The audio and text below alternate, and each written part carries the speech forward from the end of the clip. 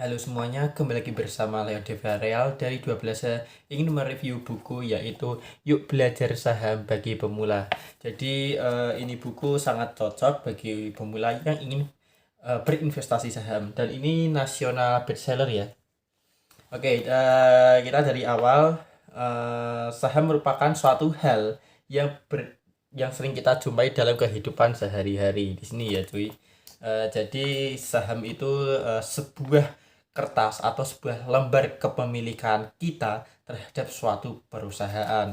Misalnya nih, saham BBJA, BBRI, BBNI, ataupun JSMR, Jasa Marga, ULTJ, Ultra Jaya Milk, atau BMRI, Bank Mandiri, dan atau SIDO yang yaitu SIDO muncul.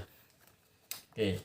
Jadi ini persyaratan perusahaan. Jadi persyaratan perusahaan itu harus memiliki badan hukum yang sangat legal dan juga memiliki laporan keuangan untuk IPO. IPO itu jadi suatu perusahaan yang ingin keluar di IHSG. Nah, IHSG apa itu? Indeks harga saham gabungan. Jadi, kalau mau IPO harus punya laporan keuangan, terus itu perusahaan syariah atau tidak. Jadi kalau saham itu tidak memiliki utang, itu bisa syariah. Sedangkan yang memiliki utang bukan syariah, tapi masih bisa IPO. Nah, saham-saham IPO ini yang sering ramai itu keuangannya, fundamentalnya itu selalu naik. Jadi punya high value, itu sahamnya akan menjadi tren.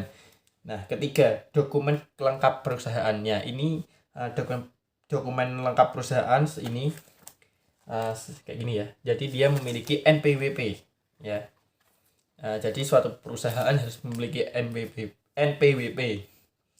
Struktur perusahaan. Nah, struktur perusahaan ini harus memiliki struktur yang hierarki, yang itu dari kepemilikannya 80%.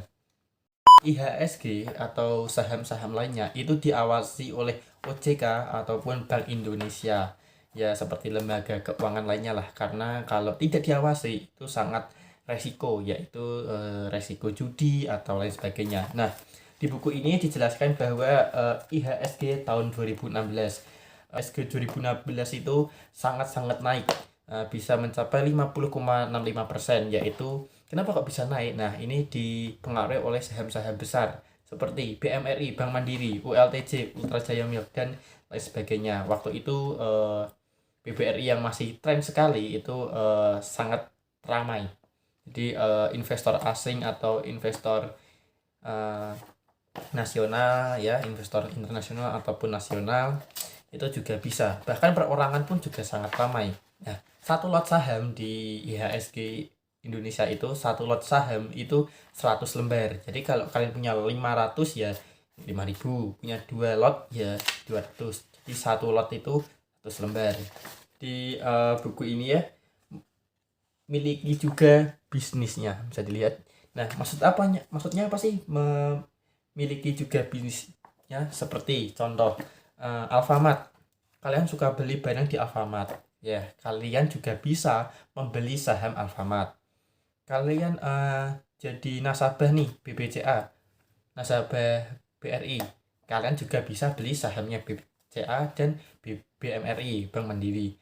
Kalian suka beli minum susu Ultra Jaya Milk, kalian juga bisa beli sahamnya ULTJ, Ultra Jaya Milk.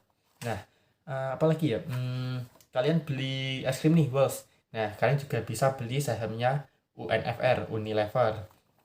Nah, ini sektor-sektor properti itu seperti WSKT ya, Waskista, terus BSDE ya, ya BSD itu, dan nih ASII, oke. Terus seperti infrastruktur ya, seperti UNTR, Jasa Marga, ya banyak sekali loh saham BUMN yang ada di IHSG. Nah, terus apa saham perbankan? Ya, saham perbankan seperti Bank Mandiri, Bank BCA, Bank BRI, Bank BNI, dan lain sebagainya. Nah, kalau sektor otomotif itu bisa ASII atau Astra Indonesia. Kalau sektor makanan kita bisa ke INDF, Indofood, kayak tadi ULTJ dan lain sebagainya. Dan ini ketika kalian suka yang pada sekarang rokok, itu kalian juga bisa beli kok sahamnya kayak GGRM Gudang Garam. Terus sama ini yang namanya HMSP, yaitu Sempuerna ya, sahamnya Sempurna.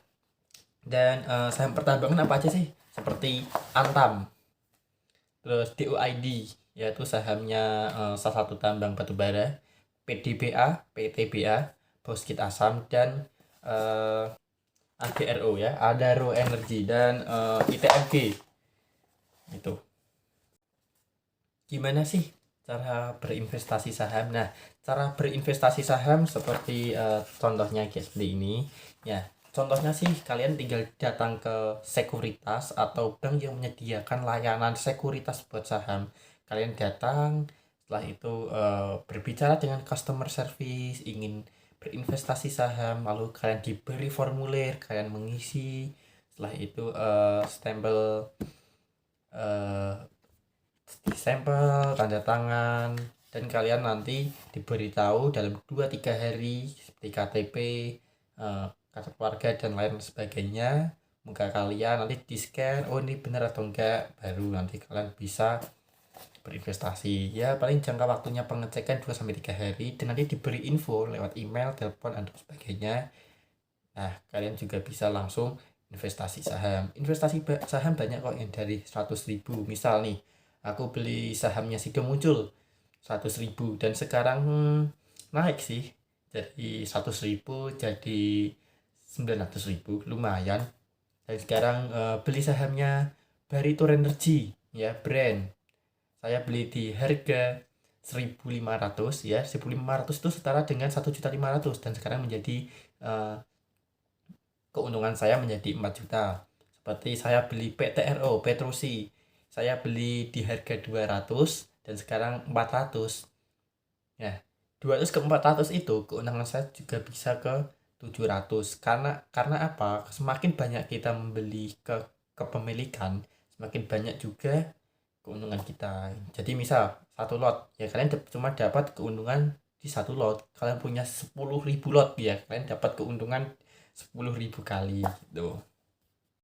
Nah, kalau kalian belajar di sini, kalian juga bisa dijelaskan kalau kalian berinvestasi di salah satu bank mandiri atau BBCA yang sangat memiliki fundamental tinggi, itu kalian juga bisa mendapatkan keuntungan yang lebih besar. Misal kalian punya uang 100 juta diinvestasikan ke bank mandiri ataupun BBCA. Nah, kalian berinvestasi selama 5 tahun ya, yang dari 2016 sampai 2000 berapa, ayo, 16, 17, 18, 19, 20, 21. Nah, dari 2016 ke 2021 itu yang tadinya 100 juta bisa jadi 1 miliar, bisa jadi 2 miliar. Karena apa? Dalam 5 tahun itu pergerakannya semakin naik, bukan semakin turun.